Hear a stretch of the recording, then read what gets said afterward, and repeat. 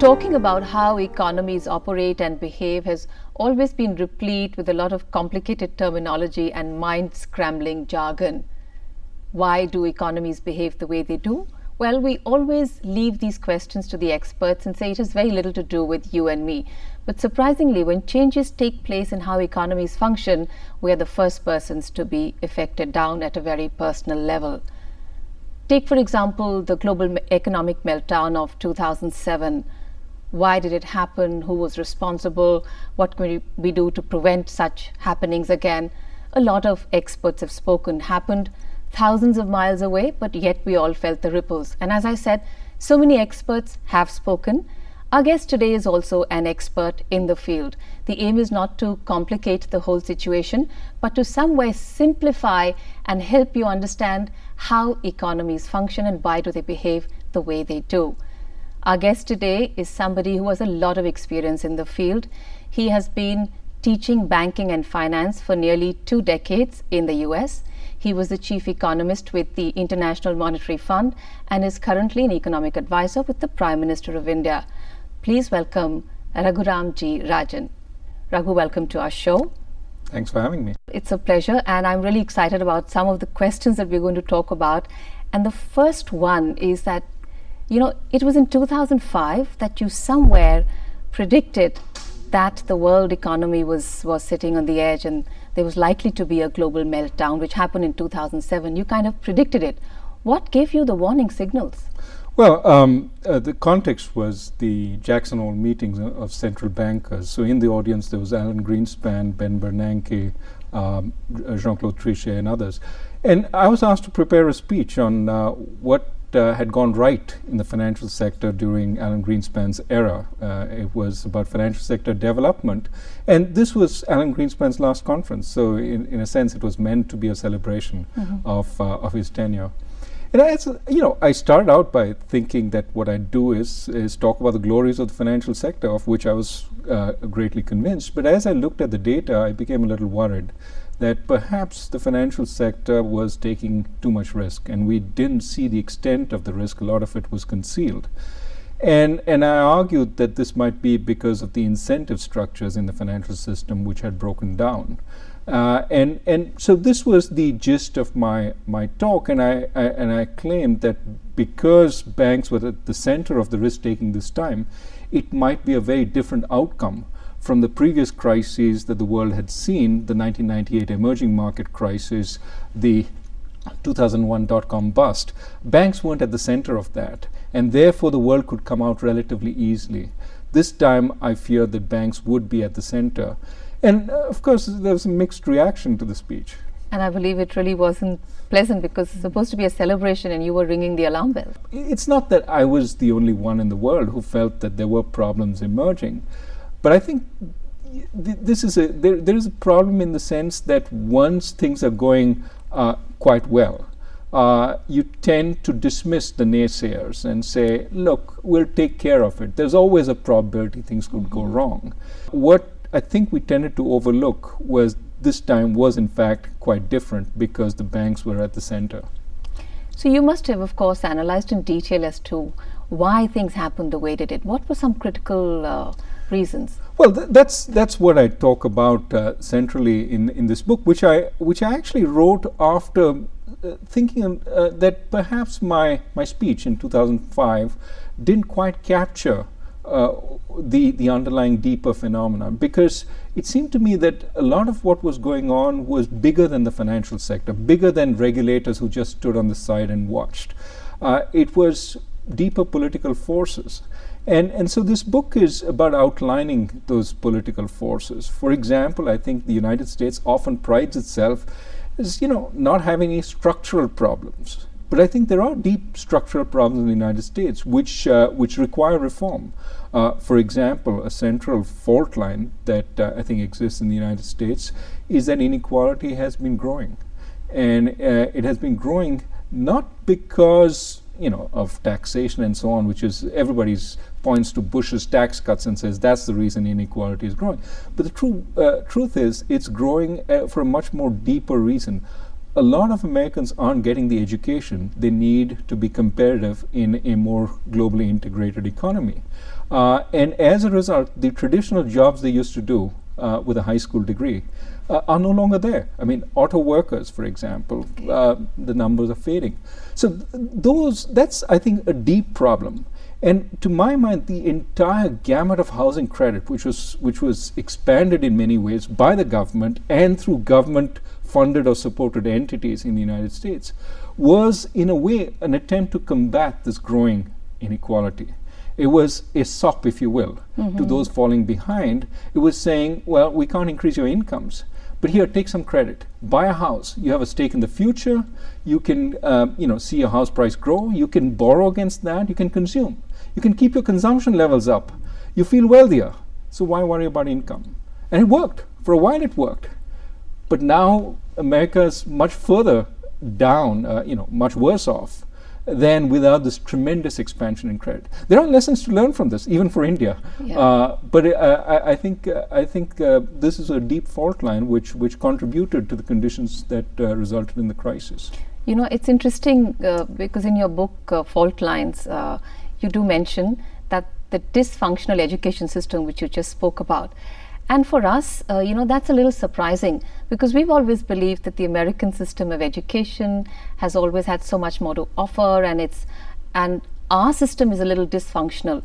Could you bring a little clarity on that? It's amazing how each side thinks the other side is perfect, right? I mean, in the U.S., they think every Indian school, and I remember this quote from Nandan Nilekani's book.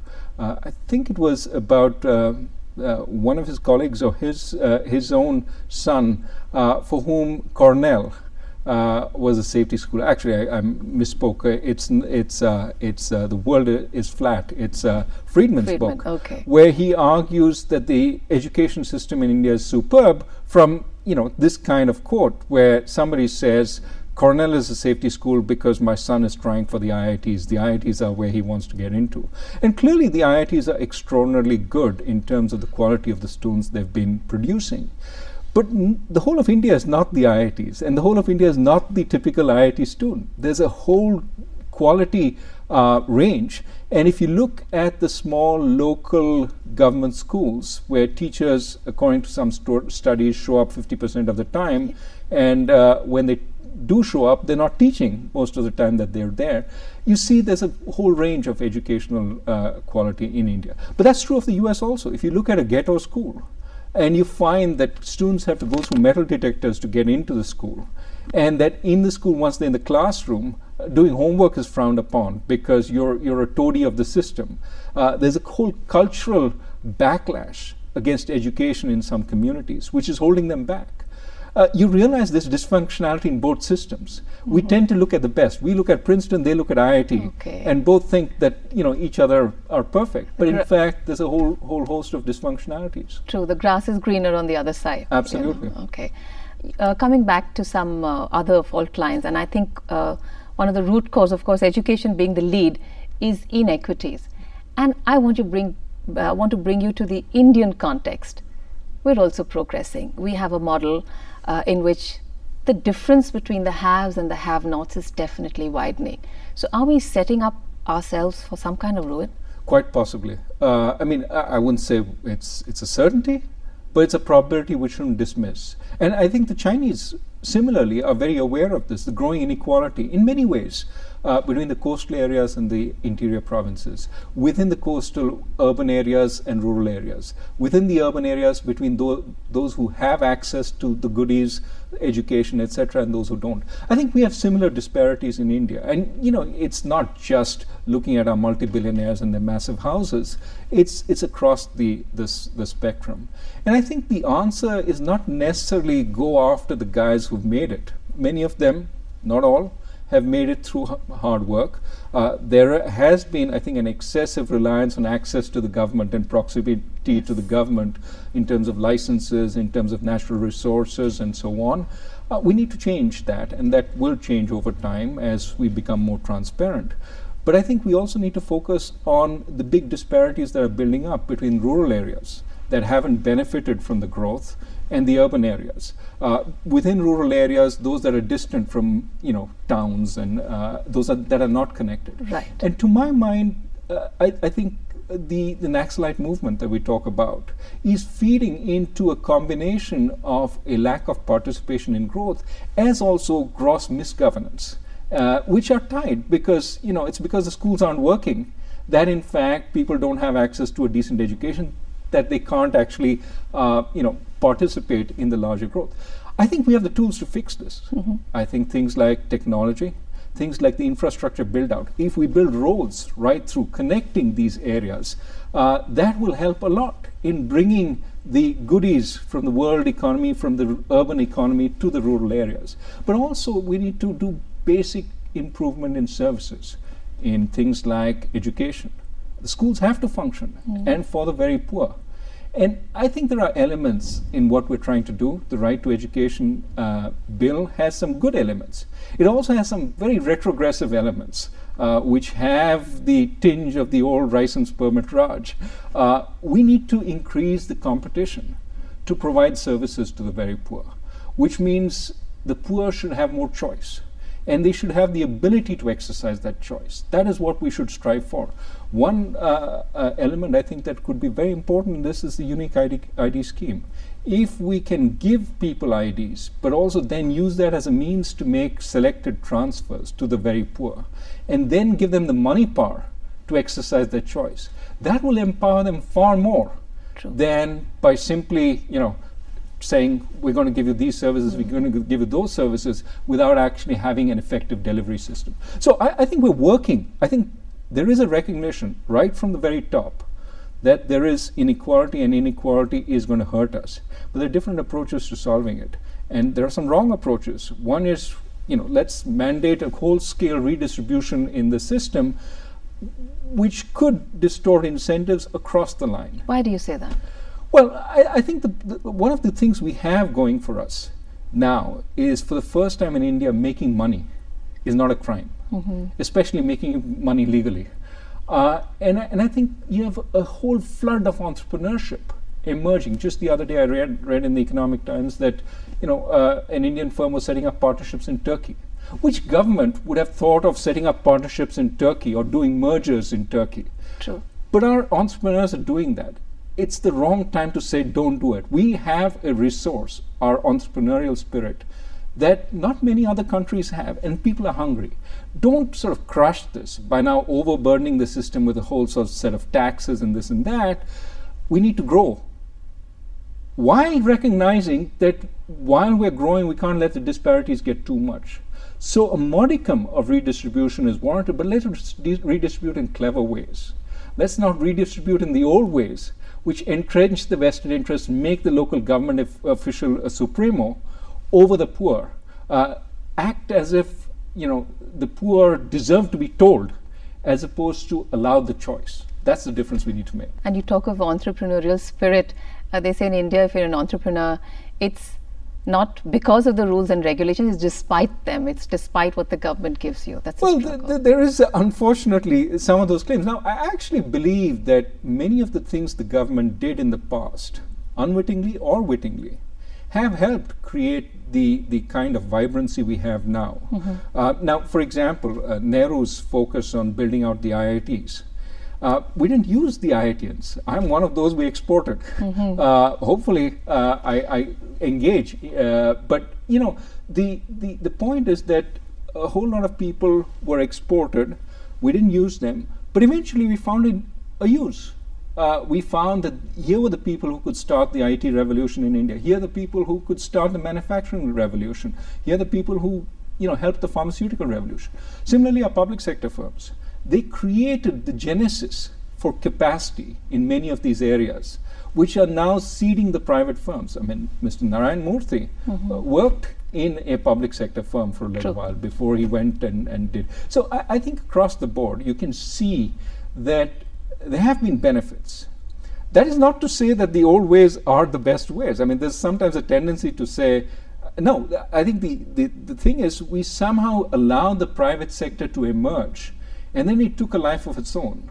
Let's not push it back into the box and say, now be like the public sector. No, The public sector was helpful, but we need to build on that and move away from the feeling that the public sector is the only thing that works. As you say in your book, ceteris paribus, I mean, things change. Everything doesn't remain constant. So different times and different eras require different, thought processes. Absolutely. I mean, one of the things I talk about in the book is how India missed a golden opportunity.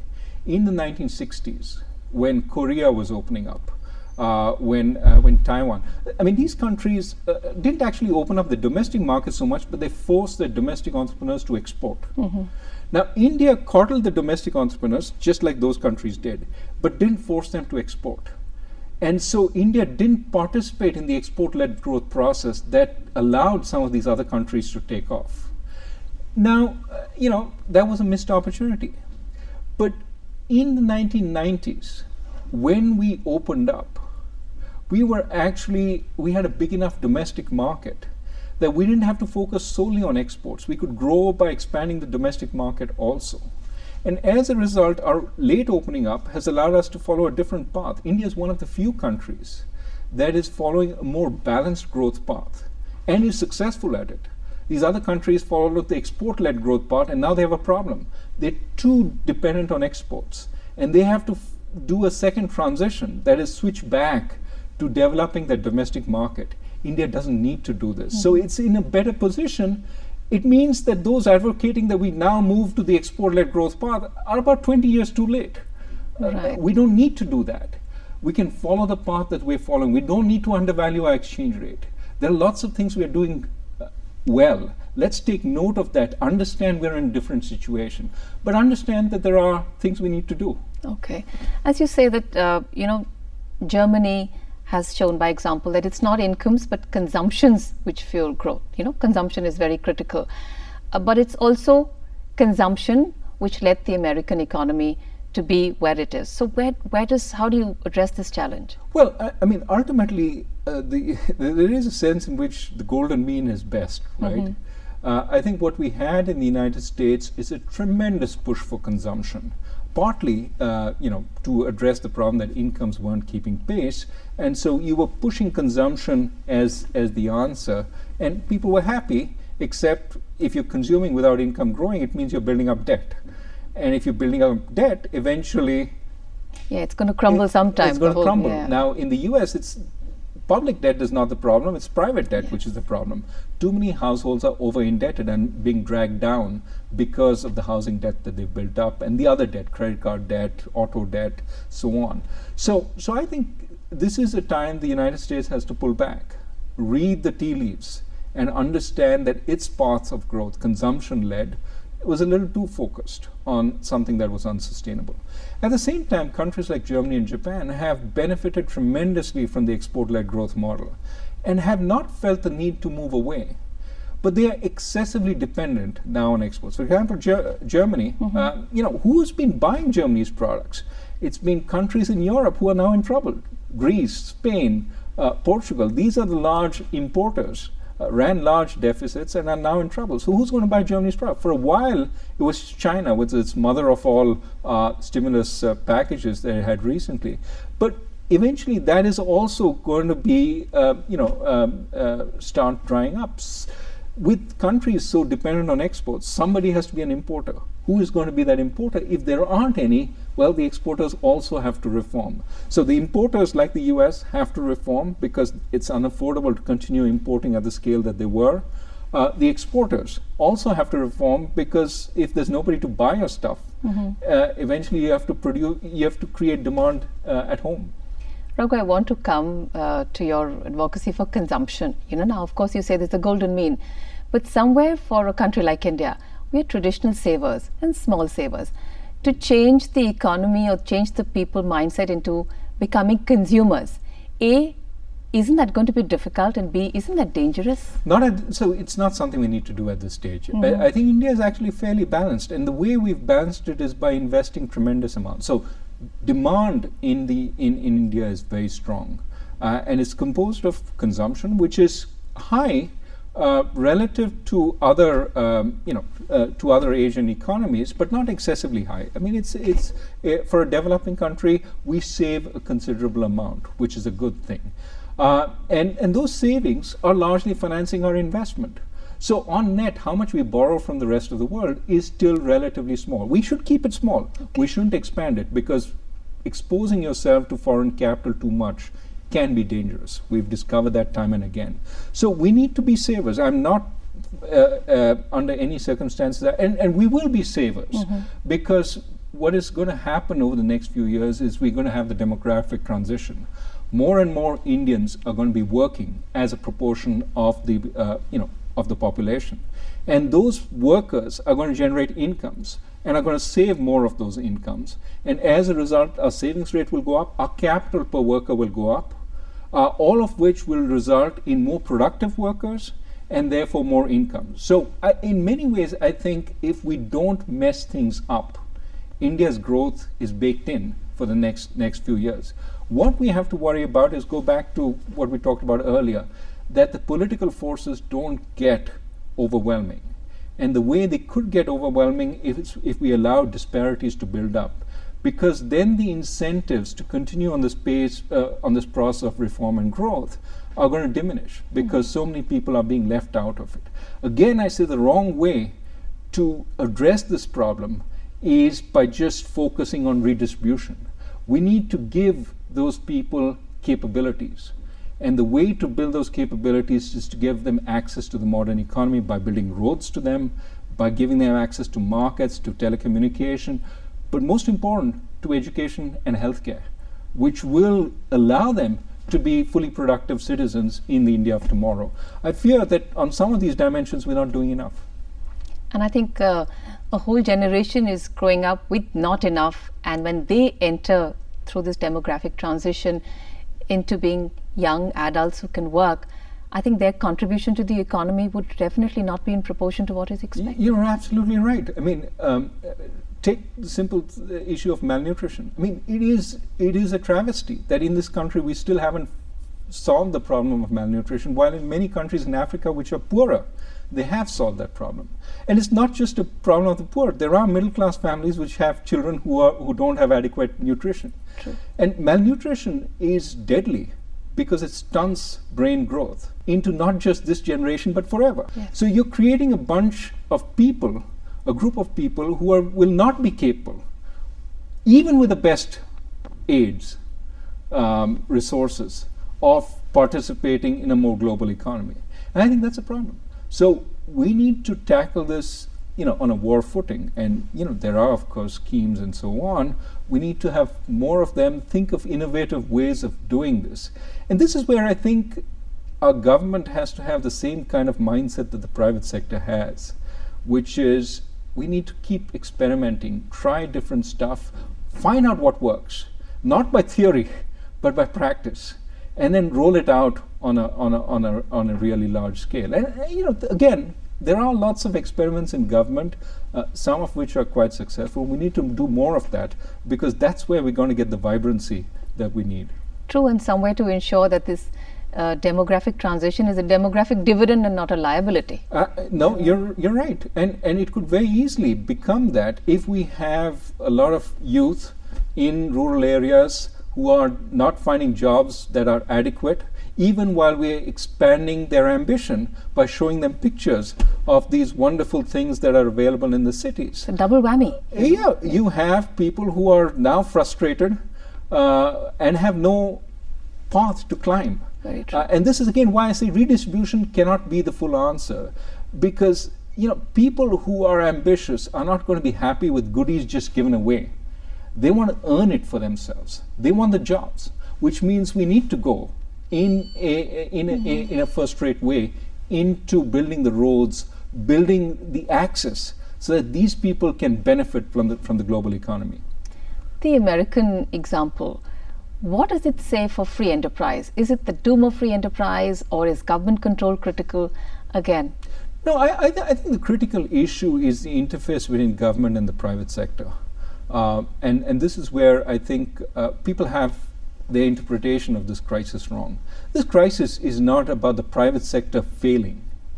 It is about the private sector trying to take maximum advantage of a government which wants to accomplish some political aims. In the case of the United States, it was expanding housing to the lower income segments of society. The private sector wanted to take advantage of that and went whole hog, and ended up in a very bad way.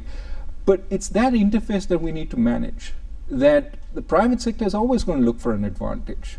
And if the government provides it to them by offering bailouts of one kind or the other, pushing very hard for the private sector to go into this or go into that, you will see the unintended consequences of government action.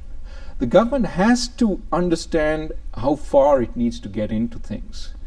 And there is a right amount of intervention, which is ensure the regulations work, ensure there's competition, ensure there's transparency. Those are things only the government can do, because you can't trust the private sector to do it fully itself. But at the same time, the government shouldn't become a player, or a very big player, or a player which determines the rules. Now, I know it's sort of, I shouldn't be saying this in Doordarshan, but you have benefited from the competition. Doordarshan has become a much more enriching entity because of the competition from the other private sector entities. And I think we need more of that. I do think that it is this that makes the economy vibrant. And I'm not saying it should be wholly private. I'm not saying it should be wholly government. A mix is good. But the regulation should be independent. That the regulation should be such as to allow the market process competition to flourish. It's when the regulation is captured, or when the regulation is politically motivated to achieve certain ends, that you get the kinds of disasters we had in the West. So I don't think it's a failure of free enterprise, or it's a failure of the government. It's a failure of managing the interaction, which is the real problem. Raghu, we'll go in for a short break now, but when we come back after the break, we'll of course talk about what does free enterprise mean for those who don't have, where incomes are really low. Does free enterprise work for them? And of course, what is globalization? What does it mean for you? So right now we go in for a break. Stay with us. जब भी महात्मा गांधी, स्वामी विवेकानंद और कबीर जैसी महान हस्तियों का नाम लिया जाता है, जिन्हें सारी दुनिया इंसानियत की मिसाल मानती है, तब मुझे बड़ा गर्व महसूस होता है कि मैं भी उसी धरती से जन्मा हूं, मैं भी उसी देश का वासी हूं। भारत मेरी पहचान। Welcome back. We're in conversation with well-known economist Raghuram Rajan. Raghu, we spoke earlier of free enterprise. But what does free enterprise mean for the have-nots? Well, I think there is enterprise at every level. The hawker on the street is exhibiting free enterprise. And you can also kill that enterprise by requiring too much of him or her. But there is often a certain modicum of regulation that we need in many activities, so as to ensure that the public understands it is getting something safe, which also benefits the providers of those activities. For example, take healthcare in this country. We have a whole lot of ways healthcare is delivered. Take the government hospitals, the private hospitals, but also the roadside quack. Who will, do Mix things something to you. And then, exactly. give it to you. Wide variety of trust. Now, the roadside sort of peddler, at least he's not pretending to be something different from what he is. There are also doctors who never got a degree. And still people flock to them. People flock to them because they don't know that these people don't have degrees, and because it's very hard to determine whether in fact they're any good. They will prescribe dangerously antibiotics for everything, ensuring that resistance builds up in the population to standard antibiotics. They won't follow through to see if people took that whole dose. I mean, our healthcare system has a whole variety. What's the government's role here? It's not necessarily to provide, because often when the government provides, it doesn't provide very effectively. But it is to ensure that there is adequate regulation, that in fact those who claim to be what they are in fact what they are, and the government tests this, that tests your qualifications, etc. It provides the overall framework of regulation. So free enterprise requires that framework so that the poorest citizen who wants to go to a doctor doesn't get fooled and go to a quack because he can't tell the difference. So you need to sort of have this structure in place. Now, that said, I mean, going back to your question, what does free enterprise mean for the very poor? It also means that you need to give people the capability to compete. Sometimes we say, okay, you're born, you can compete. No. If you're born, you need 20 years of education and good health care to be a productive person. Now, beyond that, you're on your own. But you have to get people to that stage. And that's where I think we have a responsibility as a society to make sure that everybody has access to the means of getting to that stage. For example, a good health care in the, while you're being carried by your mother, because that's when a lot of the child development takes place. Health care in the first few years, so that you don't become one of those malnutrition children that we talked about. A decent education. A lot of the damage is done in the first 5 years, and it's irretrievable, including education, including the habits of reading, habits of learning.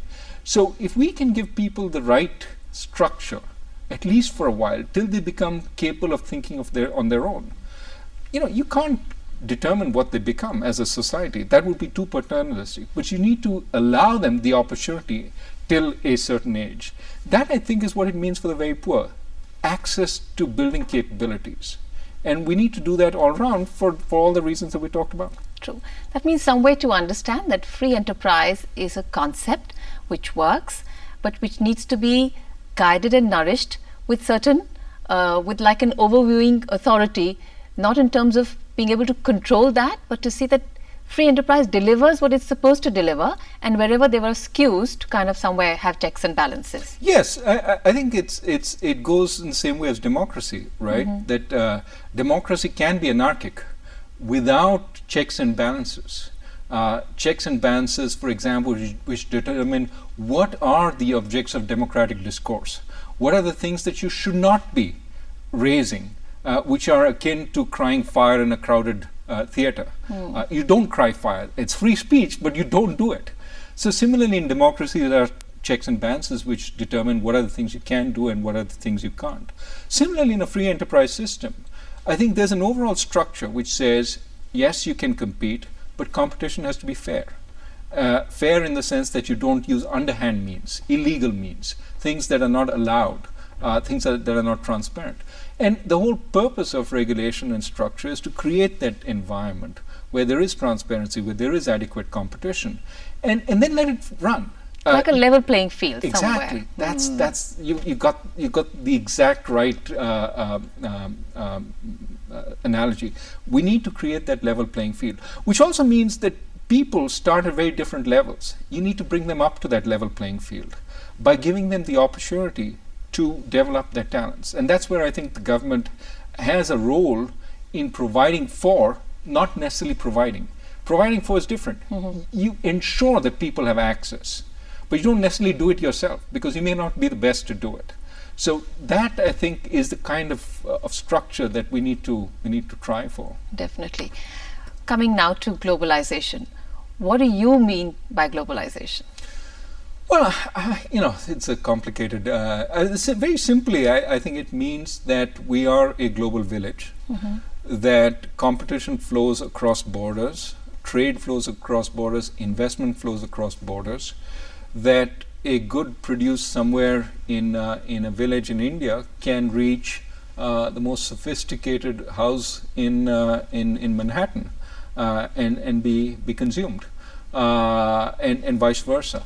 So I just think it means that we are in effect more efficient as a global economy, but it also means we need more processes to control again the frameworks, and while countries have adequate frameworks internally, we don't have adequate frameworks globally. I think we're extremely deficient there. Take, for example, food security. A year or two ago, there was a scare about the availability of grains. And so we banned food grain exports, and some other countries banned them. Well, what was the consequence of that? The consequence of that was the Arabian countries said, well, countries are going to ban food exports just out of the blue when things get tight. So we better start growing grain in the Arabian desert. So there's grain actually being grown in the desert where there's no water. I mean, ultimately, grains are essentially water, because that's central to growing. Basic composition. Yeah, and so you're producing desalinated water to actually start growing grains simply because there are other countries who refuse to export them at certain crucial times. This cannot be a good outcome for the world. We are misusing global resources. So is there a way that we can assure food security for everyone? And food security for everyone means that we don't impose quantity scarcity ever, that we share through a price system across the world. We let the markets work, right? It holds true for food security, it holds true for energy security. There's no reason we should have a stake in Kazakhstan or in Sudan in an oil company if we believe that the oil markets will work and we can get oil by buying in the markets at the appropriate price. If we can do that, we can all be more comfortable as a world that things will be available when we need them, and the world will work more effectively. Now, of course, that's not the situation today. Situation today is we keep fearing somebody will ban oil exports to us, somebody will ban nuclear exports to us, somebody will ban food exports to us, so we should be self-sufficient on so many things. And every country thinks this way, and when every country thinks this way, it's a problem.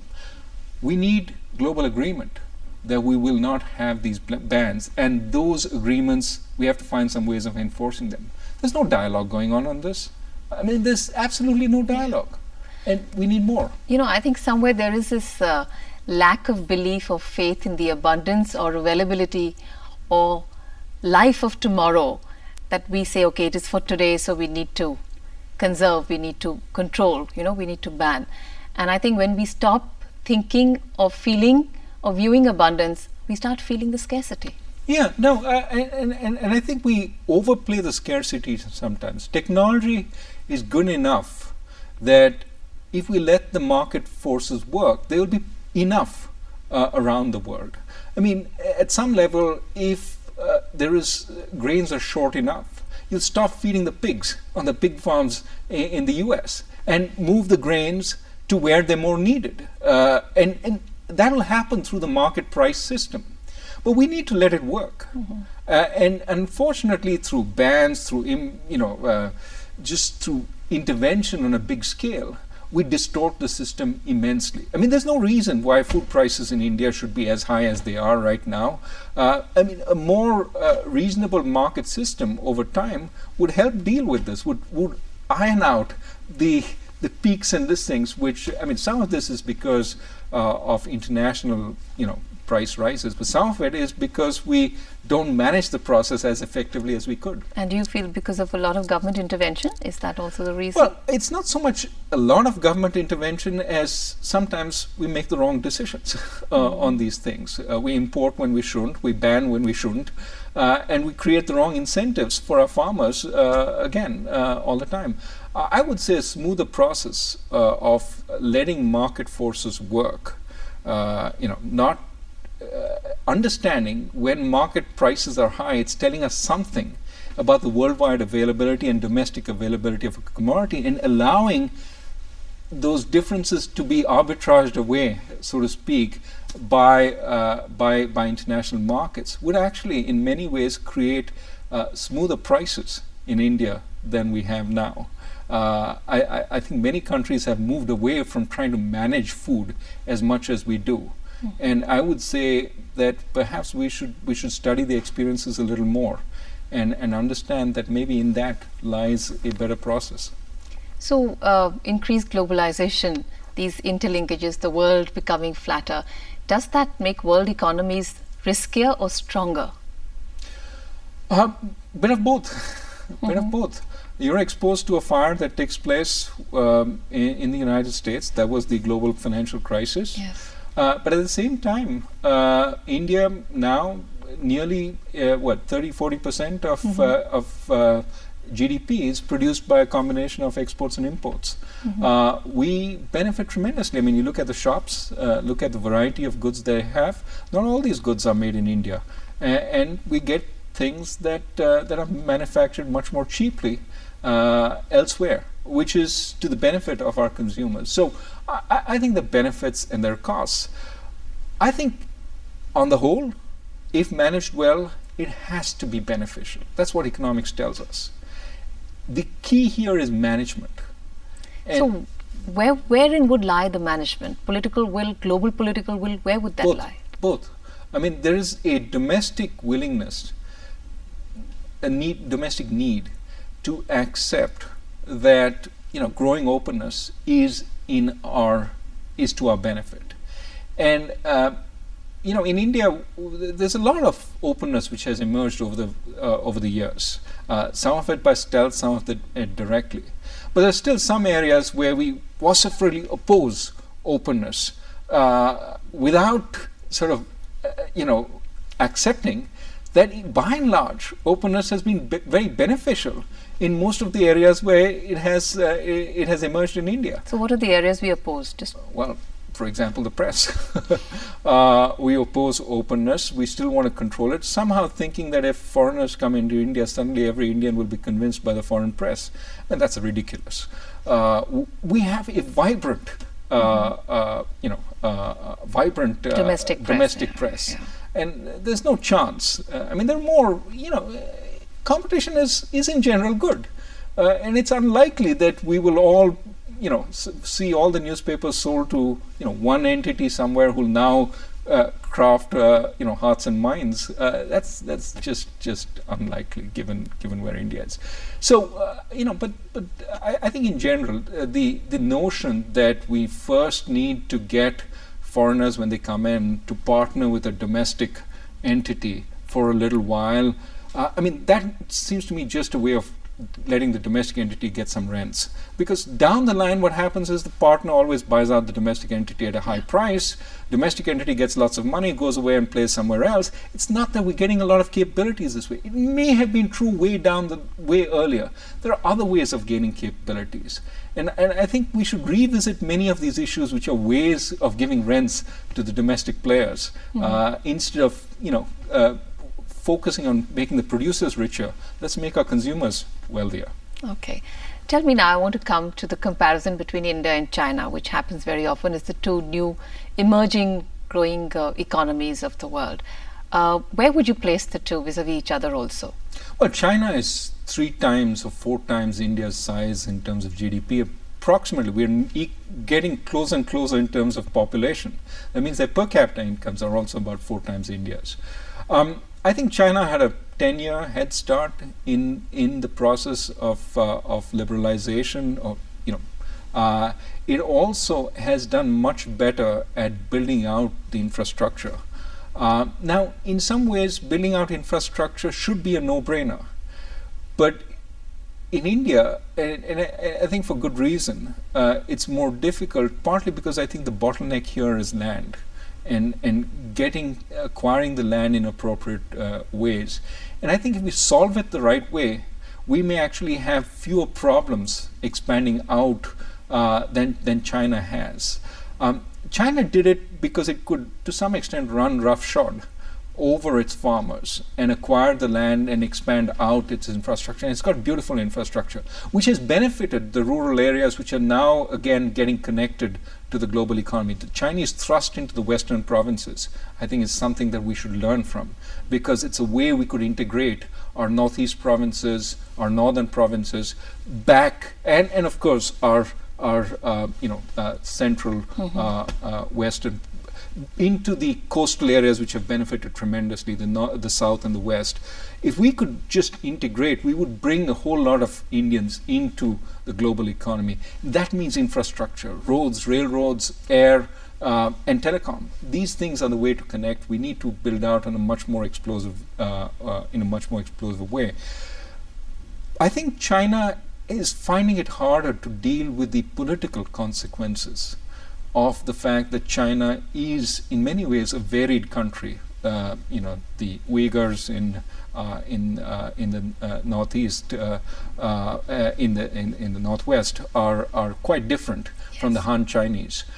I think our democracy allows us to integrate better, but we haven't done as effective a job in some of our states. I think democracy will, in the longer run, prove a more stable way of growth.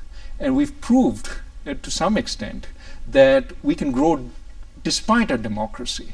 So democracy adds stability to that growth, but we also have found ways of energizing our private sector. Going forward, I think our system is in many ways the more conducive system to the creativity that is needed in the world economy going forward.